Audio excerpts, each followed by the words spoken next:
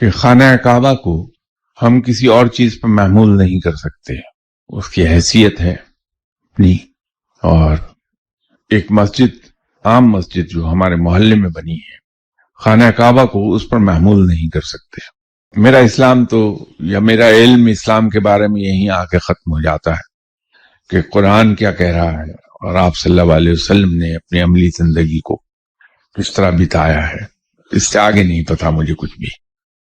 تو چونکہ اس سے آگے کا علم نہیں ہے مجھے، اس لیے میں کچھ کہہ بھی نہیں پاؤں گا آپ کو. تو میرا تو آپ سے بھی میری گزارش ہے کہ ہم اگر اسی کی پیروی کر سکیں جو قرآن میں لکھا ہے اور آپ صلی اللہ علیہ وسلم کی عملی زندگی ہے، میرے خیال میں اسی سے بخش دیے جائیں گے، نجات ہو جائے گی ہماری.